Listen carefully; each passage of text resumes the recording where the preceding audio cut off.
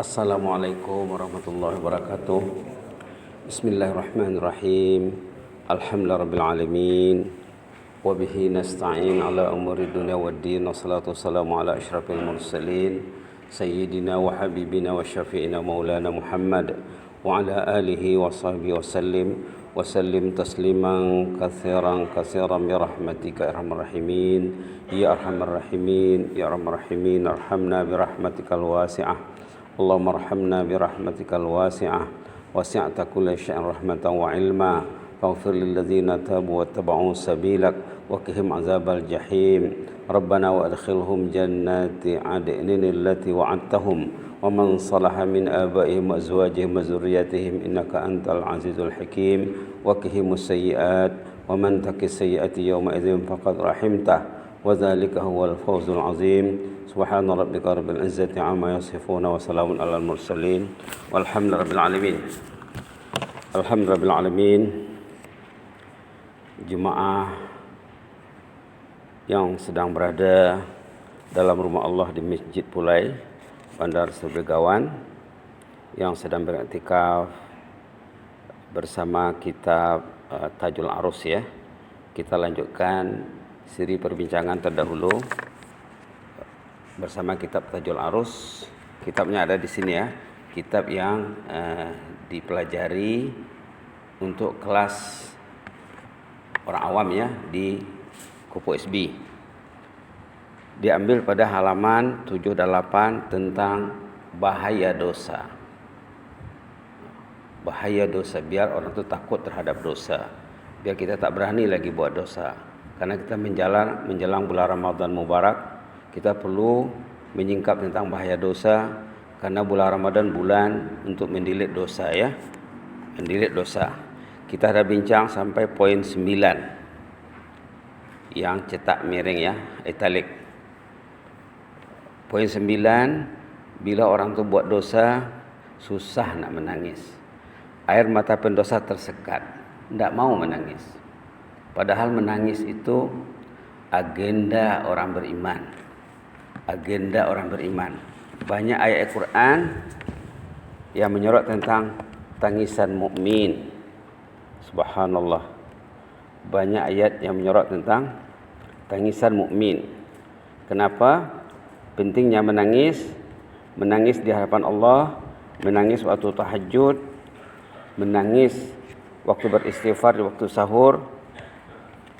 Kita lihat salah satu ayat halaman 293 surah Al-Isra. Halaman 293 surah Al-Isra ayat 109. Ayat 109 ayat sajadah. Orang beriman wa yakhiruna lil azqan yabkun wa yaziduhum khusyu'a. Orang beriman itu bersujud menyungkur, yabkun sambil menangis, wa yaziduhum khusyu'a, dia semakin takut, semakin khusyuk terhadap Allah. Ayat 109. Kita lihat juga di awal lagi ya. Wa iza sami'u ma unzila ilar rasul.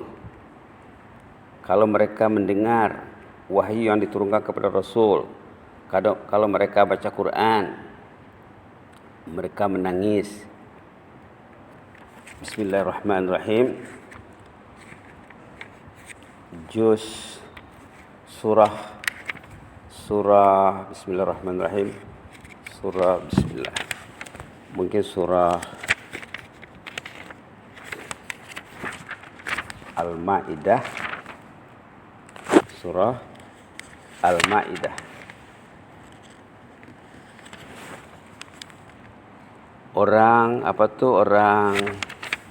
Ini cerita Ahlul Kitab.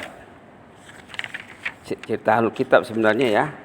Tapi beginilah seharusnya sifat orang beriman juga. Bila mendengar wahyu, baca Quran atau dia sendiri yang bacanya, dia menangis.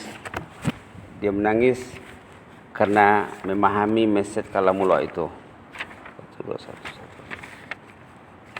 Bismillahirrahmanirrahim. Halaman 121 ayat 83. wa idza sami'u ma unzila ila rasul, kalau mereka mendengar wahyu Al-Qur'an tuh ya yang diturunkan kepada Rasul, tara a'yunahum tafidu minad dama', air matanya derai berlinang, tak tertahan menjaga air matanya. Itulah sifat orang beriman ya. Itulah diantara sifat orang beriman. Kalau kita simak hadis-hadis tentang 7 golongan istimewa yang bernaung di bawah naungan Allah nanti dari kiamat. 7 golongan istimewa yang bernaung di bawah naungan Allah dari kiamat. Sab'atun yazilluhumullahu yawma la zilla illa zilluh. Ada 7 kelompok manusia istimewa yang bernaung di bawah naungan Allah nanti dari kiamat. Satu di antaranya yang ketujuh, rajulun zakarallah khalian fafadat ainah. Si mukmin yang bangun dia di malam hari, mungkin istri masih tidur, ataupun istri bangun mungkin suami masih tidur, menangis dia. Sebut dalam hadis ya, 7 golongan yang bernaung di bawah naungan Allah nanti dari kiamat sana. Orang yang beribadat secara seorang diri, menyendiri, lalu menangis dia. Jadi tangisan ini agenda mukmin. Kata ulama, kalau diri tidak mau menangis atau tidak pernah menangis, tangisilah diri Anda supaya Anda mau menangis. Kenapalah saya tak mau menangis? Rasul menangis, sahabat menangis, istri-istri baginda menangis, orang-orang saleh menangis, dan dalam Quran, dalam hadis orang itu digalakkan menangis.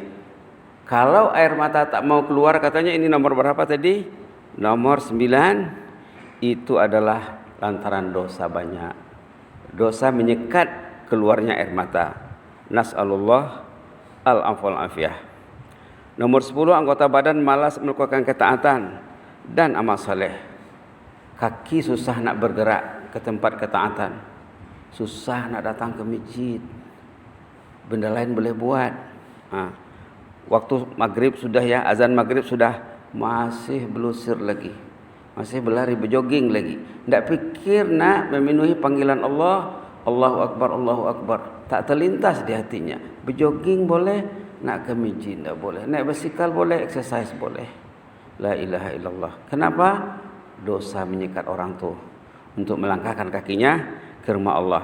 Tangan juga begitu ya. Telinga juga begitu. Tidak boleh mendengar yang baik. Tidak boleh mendengar yang baik. Nas'alullah al-afwal afiyah. Orang itu juga tidak mendinding dirinya daripada perkara yang haram.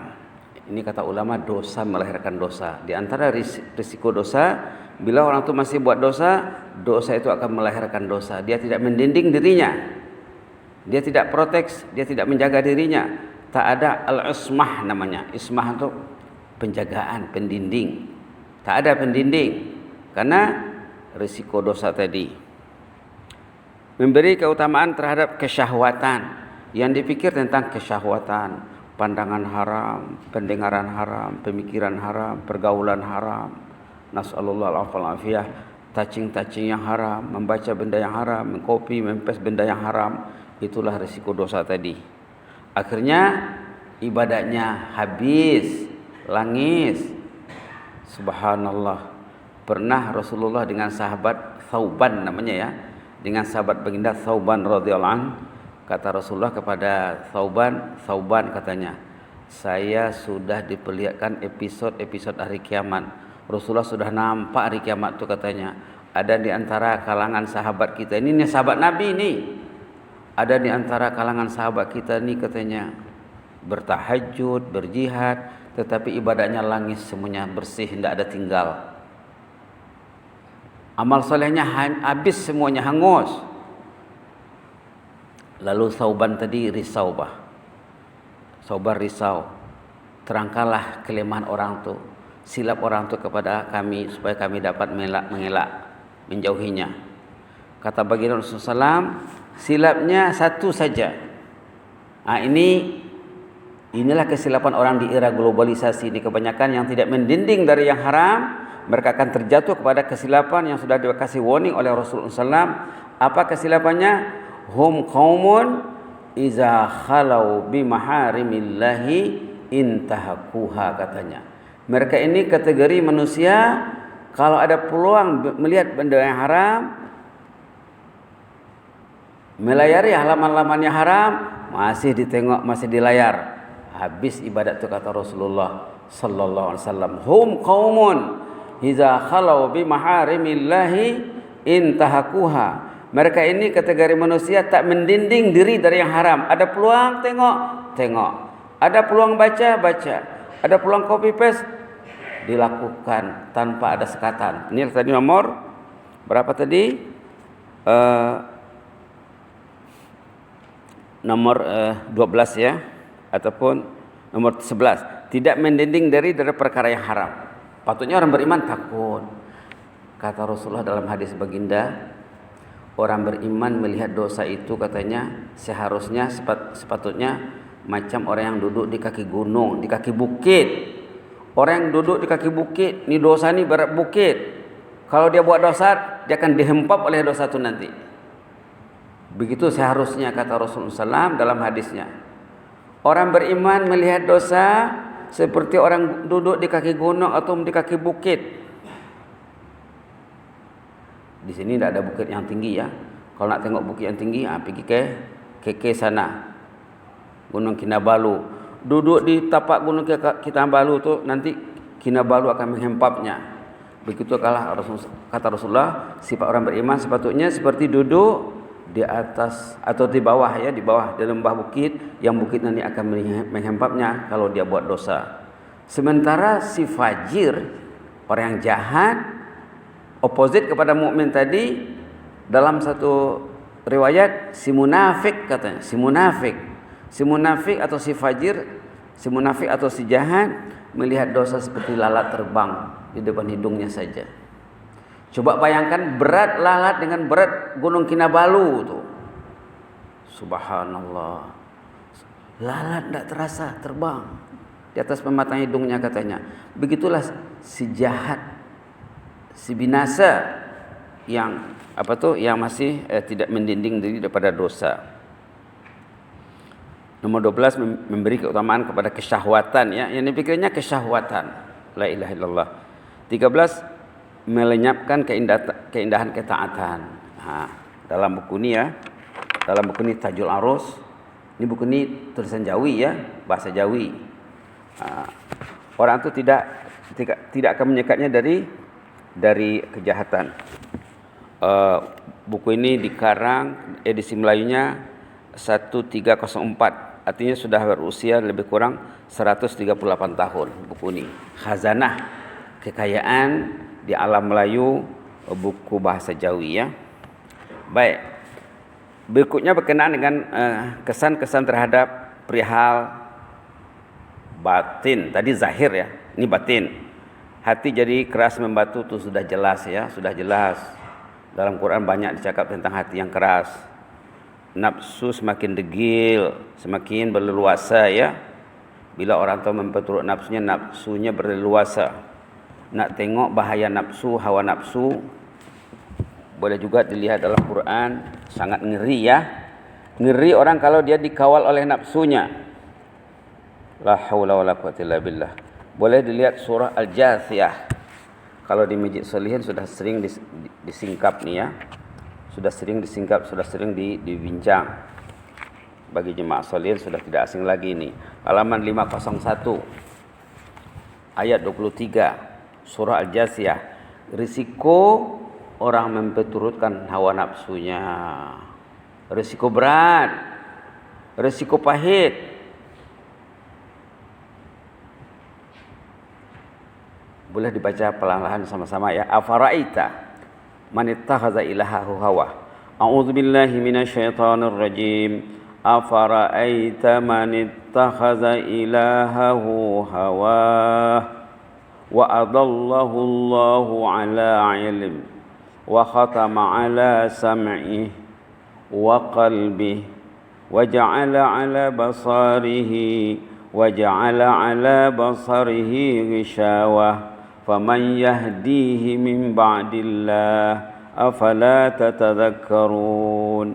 Tidakkah engkau lihat orang yang memperkuda hawa nafsu ataupun diperkuda hawa nafsunya, seakan-akan nafsu itulah Tuhannya. Nak tidur ikut nafsu, nak bangun ikut nafsu, Nafsu jahat ya, nafsu jahat.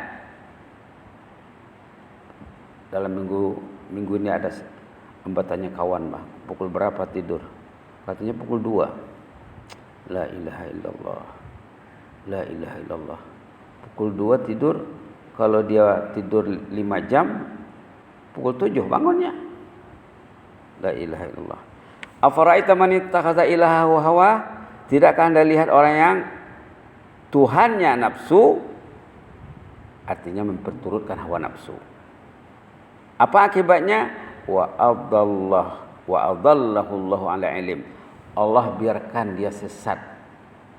Allah bukan tak tahu, Allah tahu, tapi Allah biarkan dia. Allah biarkan dia. Orang mukmin tak mungkin hidupnya terbiar ya, karena dia pagi petang meminta iyyaka na'budu wa iyyaka nasta'in. Engkaulah yang kami sembah, tolonglah kami ya Allah membetulkan ibadat kami ini. Iyyaka nasta'in itu kita minta tolong kepada Allah tuh. Iyyaka na'budu wa iyyaka nasta'in.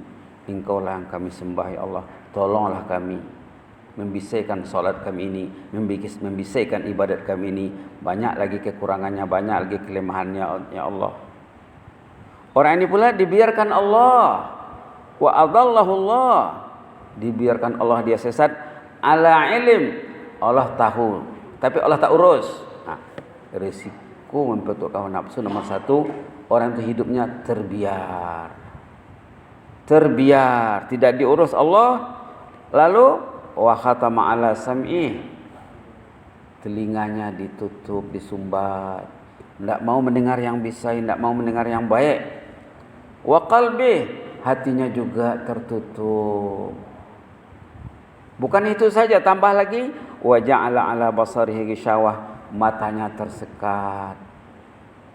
3 sumber informasi bagi si mukmin, 3 sumber informasi utama, telinga, hati dan mata, tidak berfungsi. Pahit ya, pahit nih. Ini di antara ayat yang menyatakan bahaya memperturut hawa nafsu. Seterusnya dada jadi sempit dan sesak, malah susah menerima kebenaran. Ini pun berat juga ya, tidak kalah pahit dari yang sebelumnya. Lenyap keindahan dan kemanisan ibadat. Susah nak salat berjamaah, susah mau mendengar azan, susah nak duduk di masjid, gelisah. Maka ulama mengatakan, Rektor Azhar University sering sebut nih ya, rektor yang sekarang sering sebut, katanya orang beriman dalam masjid seperti ikan dalam air. Orang yang bermasalah, si munafik dalam masjid seperti burung dalam sangkar. Tidak tahan duduk di masjid. Orang beriman oksigennya di masjid. Oksigennya di masjid seperti ikan dalam air. Itu kata Rektor Al-Azhar University. Dan benda ini banyak disebut oleh ulama, bukan dia saja ya. Nas'alullah al-afwa wal-afiyah. Lenyap keindahan dan kemanisan ibadat. 18. Mempertebal hijab dan menyekat nur. Kita ini hidup dengan nur. Dengan nur, cahaya iman, cahaya ilmu, cahaya keyakinan. Hidup dengan cahaya ilmu, cahaya iman, cahaya keyakinan, cahaya Al-Quran, cahaya ketaatan, cahaya salat, cahaya ibadat. Pendosa akan tersekat dari nur, maka hidupnya meraba-raba. Ibarat orang berada dalam kegelapan, tak tentu mana nak pergi. Tak nampak jalan ke masjid, tak nampak masjid, nampak jalan tak nampak, karena gelap. Walaupun di siang bolong, di tengah hari gelap. Itu risiko dosa. Nas'alullah al-afwa wal-afiyah. Berikutnya, penyebab nafsu semakin berleluasa. Nafsu semakin berleluasa. Kenapa? Karena kata ulama dalam sumber lain ya, bila orang itu buat dosa, seakan-akan dia beri bekal sama musuh, sama syaitan. Setannya akan kambang, setannya akan strong. Dosa memberi bekal kepada musuh, membuat musuh semakin berleluasa untuk menundukkan nafsunya. Hidup dalam lilitan keraguan, tersekat dari keyakinan. Pendosa hidupnya dalam keraguan. Padahal kita dituntut untuk yakin. Tengok sifat mukmin di awal Al-Baqarah. Di awal Al-Baqarah ayat yang rata-rata orang kita ni hafal ya. Alif Lam Mim. Zalikal kitabu la raiba fihi hudan lil muttaqin alladzina yu'minuna bil ghaib. Orang mengimani hal yang gaib. Sampai nanti ayat nomor 4, wabil akhirati hum yuqinun. Keyakinannya kepada akhirat maksimum. Si pendosa hidup dalam keraguan, menghadapi krisis keyakinan. 21 penyebab lupa akhirat dan azab akhirat yang panjang. Pendosa yang mengejar dosa, yang mengagar dosa, yang mencari dosa, yang mengumpulkan dosa, lupa akhirat. Orang itu bila lupa akhirat, lupa nak mati, lupa padang mahsyar, hatinya rosak atau hatinya rosak. Subhanallah. Sahabat-sahabat zaman dulu ya, salafus saleh, cerita mereka apa? Cerita mereka habis isyak katanya mereka berkumpul di satu rumah.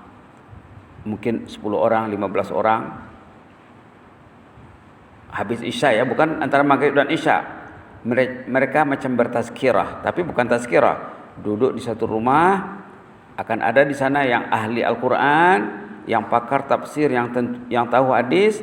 Nanti seorang akan baca Quran, seorang akan mensyarahkannya. Biasanya tentang hari kiamat nih. Tujuannya apa? Supaya mereka sama-sama menangis. Jadi menangis, majelis berkumpul untuk menangis, menangisi dosanya. Dia akan menangis. Nanti bila dia balik ke tempat masing-masing, ke rumah masing-masing, dia akan baca lagi ayat yang sama, hadis yang sama, menangis lagi. Ini tidak ada orang kita buat ya. Tidak ada orang kita buat. Tidak ada. Patutnya boleh dibuat ya 4 orang, 5 orang baca ayat tentang hari kiamat yang membuat kita menangis. Memang banyak ya. Memang banyak. Pendosa lupa hari kiamat, azab akhirat yang panjang. Dalam Quran, dalam hadis dikatakan proses berhisab di hari kiamat tu sampai 50.000 tahun. Kita hidup di dunia tidak sampai 100 tahun. Kalau dibandingkan dengan hidup akhirat, subhanallah. Kalau orang tu hidup 100 tahun, kalau di akhirat 50.000 tahun, belum lagi ke surga, belum lagi ke neraka ya. Masih di hari pembalasan saja 50.000 tahun. Jadi kalau 50.000 dibagi 100 tu berapa nisbahnya? Berapa peratusnya? Itu maka nanti di hari kiamat orang tu akan ditanya dalam surah Al-Mu'minun, berapa lama kamu hidup di dunia dulu katanya. Ada dalam surah Al-Mu'minun, kam labistum fil ardi adada sinin. Berapa lama kamu dulu di dunia itu hidup katanya. Dijawablah oleh orang tu, labisna yauman au ba'dha yaum. Rasa-rasa sehari ataupun setengah hari saja. Subhanallah. Rasa-rasa macam hidup sehari ataupun setengah hari. Halaman 349 ya.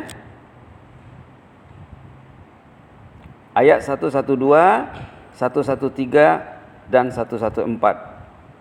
Qala kam labistum fil ardi adada sinin. Malaikat bertanya sama si pendosa ini ya. Berapa lama kamu hidup di dunia dulu, berapa tahun katanya. Qalu, jawabnya labisna yauman, macam satu hari saja. Au ba'dha yaum, atau half day.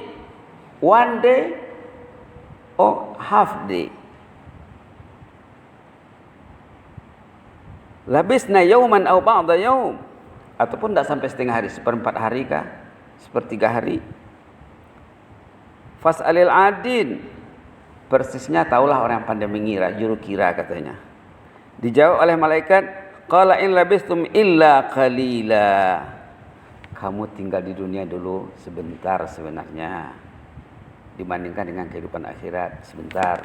Pendosa itu lupa benda ini, lupa akan hari akhirat yang panjang, yang sampai 50.000 tahun ya. Lupa fenomena hari kiamat. Suatu hari waktu Aisyah bersama Rasulullah SAW, istri kesayangan baginda, Aisyah menangis. Dalam satu riwayat itu katanya tangisan Aisyah membasahi pipi Rasulullah SAW. Artinya Rasulullah berada di haribaan di pangkuan Aisyah. Menangis Aisyah. Ditanya oleh Rasulullah, kenapa menangis Lai? Katanya, kenapa kamu menangis? Kenapa Adinda menangis? Kata Aisyah, saya teringat hari kiamat, teringat neraka. Adakah kakanda abangda mengingat keluarga nanti di sana? Itulah saya menangis nih. Kata Rasulullah SAW dalam hadis itu, dijawabnya dengan tegas, dalam 3 posisi nanti tidak ada orang mengingat orang lain, diri saja yang teringat. Dalam 3 posisi, tiga proses hari kiamat, orang itu tak melihat, tak memikirkan orang lain. Satu, waktu amal ditimbang, penimbangan amal ditimbang, yang besar yang kecil ditimbang. Orang itu risau, tak teringat orang lain, ingat diri saja. Adakah timbangan kebajikannya berat? Dia risau. Yang kedua, waktu menerima rekod buku catatan amal, adakah nanti dia akan terima dengan tangan kanannya secara terhormat, tandanya dia orang yang berjaya, beruntung, ataukah diterima dengan tangan kiri ataupun sebelah kiri atau dari belakang. Ada sebut dalam Quran tu ya, dalam surah surah Al-Haqqah ada, dalam surah Al-Insyiqaq ada. Yang ketiga, waktu meniti sirat, kata Rasulullah, di situ tidak ada ingat orang lain, kata ingat diri saja. Artinya siap-siap lah ya, siap-siaplah menghadapi itu. Subhanallah. Subhanallah. Dalam Quran, contohnya dalam suratul Hadid, di sana dikatakan keadaan hari kiamat itu gelap. Orang hanya diterangi dengan iman dan ibadatnya, dengan amal salehnya. Diceritakan di sini ada orang yang di sana kegelapan, tidak nampak jalan. Kawannya terang suasananya, dia gelap. Lalu dia mengemis minta cahaya. Tengok halaman 539 suratul Hadid, halaman 539. Ini ceritanya cerita si munafik tadi juga ya. Kalau cerita mukmin ayat 12. Yauma taral mu'minina wal mu'minati yas'a nuruhum baina aydihim wa bi aymanihim. Kamu lihat nanti di sana orang beriman, suasananya terang benderang, dari kanan kiri, depan belakang terang. Busyrakumul yaum. Mereka diucap tahniah oleh malaikat, tahniahlah, sabarlah kamu ini, untunglah katanya. Jannat tajri min tahtihal anhar, habuan kamu surga yang mengalir di bawahnya sungai-sungai minuman. Khalidina fiha, kamu kekal di dalamnya. Wa zalika huwal fawzul azim, inilah kejayaan yang gemilang. Ini orang yang sukses, yang berjaya ya, mukminun. Ayat 13, orang yang bermasalah. Bermasalah di dunia, bermasalah di sana. Yauma yaqulul munafiquna wal munafiqat. Pada hari itu orang yang bermasalah, masalahnya masalah nifaq ya. Orang yang kegelapan tadi meminta cahaya kepada orang yang beriman. Unzuruna naqtabis min nurikum. Lihatlah kami, tolonglah kami, kasihlah kami secibis nur cahaya kamu itu. Minta karan di sana, minta lampung di sana. Kailarji'u wara'akum. Mana dilayan ya. Kalau kamu mau cahaya, katanya baliklah ke dunia, kumpul cahaya di sana. Kami dulu bertungkus lumus mencajing bateri di sana untuk hari pembalasan ini. Kailarji'u wara'akum. Patah balik ke dunia semula. Dalam hadis saya dikatakan Orang yang maksimum cahayanya di sana nanti yang datang sembahyang Isya berjamaah, sembahyang subuh berjamaah. Basyiril masya'ina fi dhulam bin nurit tam yaumal qiyamah. Sampaikanlah berita gembira kepada orang yang rajin datang salat Isya dan subuh berjamaah, cahayanya di sana maksimum nanti. Mungkin dia pakai spotlight ya. Wallahu alam. Yang penting begitulah. Yang kegelapan ini minta nur, minta cahaya. Tidak dilayan. Nak cahaya katanya. Pergilah sembahyang subuh ke dunia, pergilah sembahyang Isya. Kamu waktu subuh di mana, waktu Isya di mana? La ilaha illallah. La ilaha illallah. Faltamisu nura, cari cahaya itu di dunia. Ini bukan jawaban ya. Ini memerli, mengejek sebenarnya. Bukan penyelesaian itu. Bukan penyelesaian. Faduriba bainahum bisurin lahu bab. Lantas di antara dua golongan tadi ada sekatan dinding ataupun pagar. Ada pintu di sana, di sebelah orang beriman itu rahmah, di sebelah orang bermasalah tadi azab. Sebelah-sebelahan saja. Yang sebelahnya azab, sebelahnya rahmah. Dipanggil lagi, yunadunahum. Orang yang dalam suasana gelap tadi memanggil kawannya, alam nakum ma'akum. Kita kan sama-sama dulu, mungkin satu kampung, mungkin satu keluarga, mungkin satu kelompok, mungkin satu nationality. Kita kan sama-sama. Tolonglah katanya. Dijawab oleh si mukmin, orang beriman, qalu bala, andangnya dulu kita sama-sama, tapi kamu ada 5 kelemahan kamu, kesilapan kamu. Walakinnakum fatantum anfusakum, 1 kelemahan, wa tarabbastum 2 kelemahan, wartabtum 3 kelemahan, wa gharatkumul amani 4 kelemahan, wa gharakum billahil ghurur 5 kesilapan kamu. Subhanallah. Boleh dilihat tafsirnya nanti ya. Yang jelasnya nomor 1, kamu hidup dulu membinasakan diri, bukan menjaga dirinya. Kemudian kamu selalu menangguh. Kamu hidup dalam keraguan. Kamu ditipu oleh angan-angan yang kosong, keduniaan, dan kamu ditipu oleh ghurur, si pembuyuk, syaitan, iblis, laknatullah. Nas'alullah al-afwa wal afiyah. Nas'alullah al-afwa wal afiyah. Seterusnya, pendosa bertukar status pada sisi Allah. Patutnya dia mukmin ataupun muhsin, bertukar jadi musik. Patutnya dia muslih, bertukar jadi mufsid. Patutnya dia muttaqin, bertukar jadi khainin. Orang pendosa itu bukan mukmin, lagi namanya musik, si jahat, pendosa, si pemaksiat ya. Mufsid, khain. Mufsid yang melakukan kefasadan, fasad, yang suka kepada dosa. Khain, pengkhianat, yang khianat kepada Allah, khianat kepada Rasulullah ya. Satu hari seorang khalifah ke-7 dinasti Bani Umayyah berangkat dari Damsyik ke Mekah. Ini cerita khalifah, cerita pemimpin negara dengan orang alim nih. Khalifah Sulaiman bin Abdul Malik, khalifah ke-7 dinasti Bani Umayyah yang meninggal dunia tahun 99 Hijriah. Dia dalam perjalanan dari Damsyik Syria ke Mekah mampir di Madinah, singgah di Madinah. Sampai di Madinah dia tanya penduduk Madinah, saya ingin berjumpa dengan orang alim terkenal di sini, tabi'i, generasi yang berjumpa dengan sahabat, tak berjumpa dengan Nabi. Tolong jumpakan saya. Maka disebut oleh penduduk Madinah, ada di sana seorang tuan syekh namanya Abu Hazim Al-A'raj. Bah, kata khalifah, tolong cakap sama tuan guru ni, khalifah mau jumpa.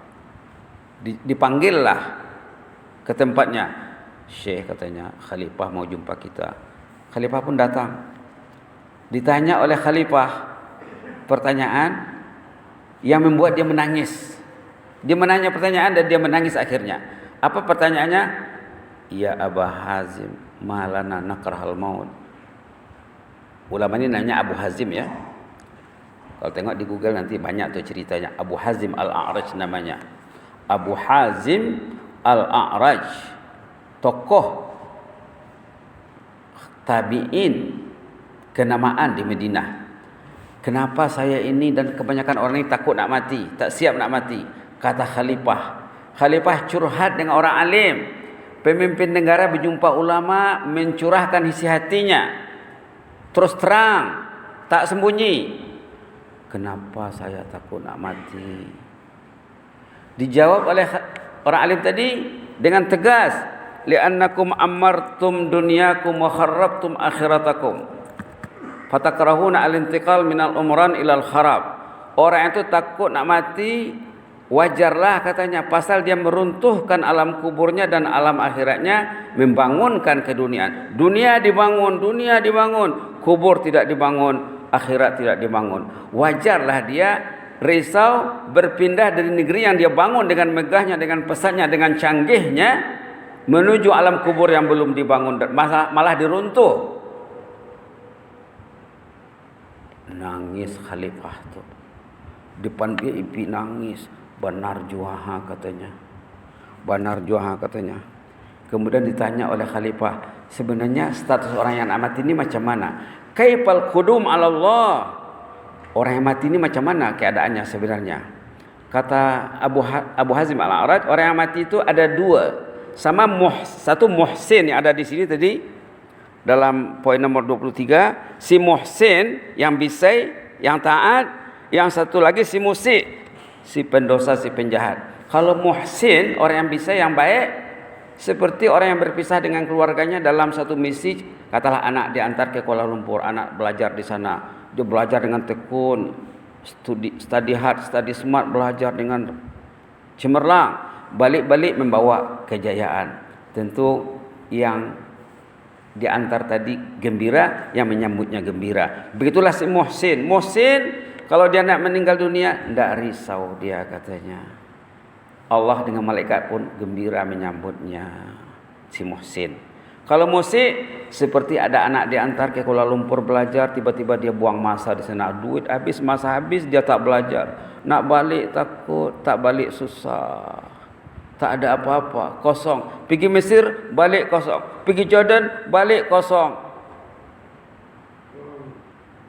Subhanallah. Begitulah si musik, kata Abu Hazim Al-A'raj kepada Khalifah Sulaiman bin Abdul Malik. Mudah-mudahan Allah menjadikan kita menjadi muhsin. Muhsin ini jamaknya muhsinin ya, muhsinin.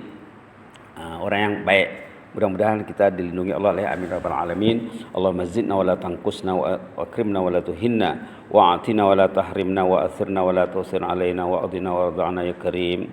Allahumma ighfir lana dhanbana kullah dikkahu wa jillah wa awwalahu wa akhirahu wa alaniyatahu wa sirrah.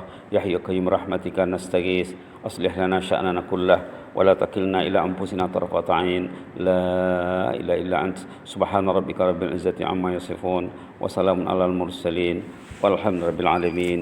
Amin amin amin. Taqabbalallahu minna minkum.